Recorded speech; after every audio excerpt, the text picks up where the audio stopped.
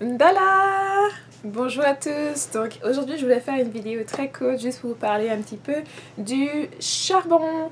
Donc le pouvoir du charbon, qu'est-ce que c'est? Comment est-ce qu'on peut l'utiliser? Je vais vous parler de deux éléments et deux choses que le charbon peut faire. Donc je parle de charbon, c'est bien sûr soit du bois brûlé, du bois à l'état de carbone. Et on peut trouver justement beaucoup de sortes de charbon et d'utiliser de différentes manières. Chez nous au village, chez moi quand j'allais au village avec ma grand-mère ou autre, une des façons très mondaines et très utilitaires qu'on utilisait le charbon, c'était simplement pour se brosser les dents avec.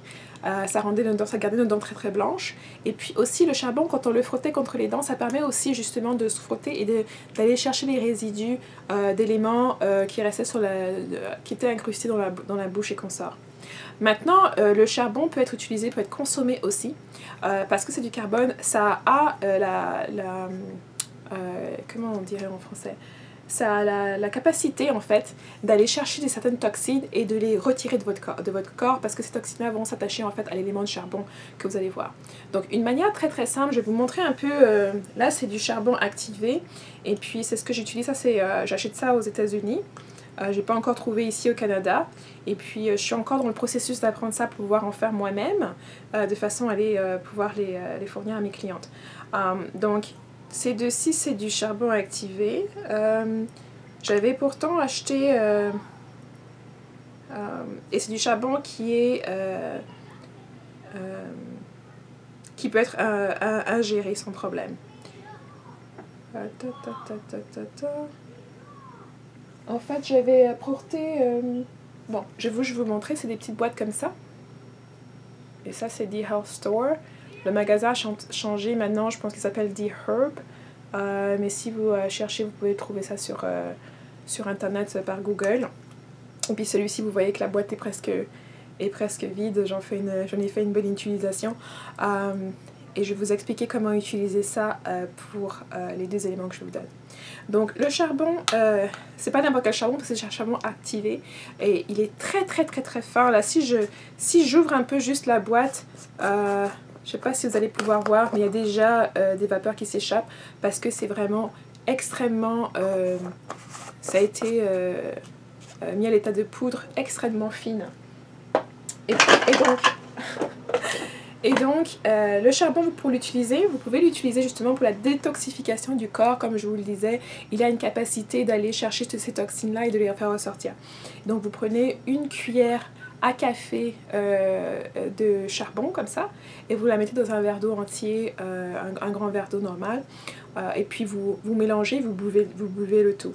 Vous faites ça normalement le soir avant d'aller vous coucher. Comme ça a le temps de travailler pendant toute la nuit. Et puis le matin, généralement, dépendamment de comment est votre système digestif, normalement le petit matin, lors de vos premiers selles, vous devriez déjà voir le charbon sortir et avec lui certaines de ces toxines-là. Mais au moins, quand vous allez voir le charbon sortir, vous allez savoir que ça marche déjà. Et ça va être aussi un bon moyen pour vous, justement, dépendamment de quand est-ce que vous allez voir ça dans vos selles, ça va aussi vous donner une indication quant à votre système digestif pour voir combien de temps ça prend pour que quelque chose comme le charbon fasse l'ensemble de votre système. Donc c'est aussi un bon pointeur juste pour avoir un peu plus d'informations sur son propre corps. Ça va vous aider aussi. Donc la première chose c'était ça, c'était l'utilisation pour la détoxification. Et puis le charbon peut être aussi utilisé comme protection. Donc moi je parlais beaucoup de ce qui est... je fais toujours une balance entre lumière et ombre.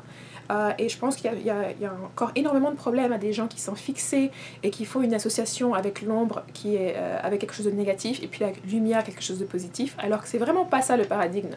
On a la nuit et le jour. On va pas dire que la nuit est mauvaise.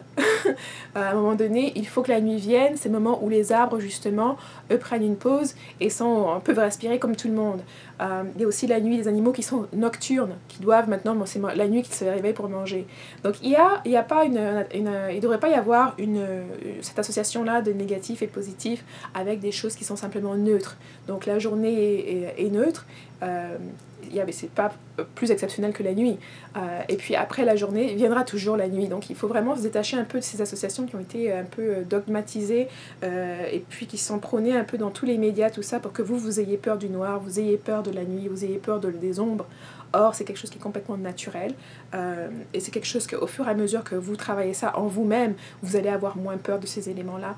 Vous allez pouvoir les dominer un peu plus parce que tout ce qui vous fait peur dans le noir est aussi présent dans la lumière. Mais ça, c'est l'objet d'une autre vidéo.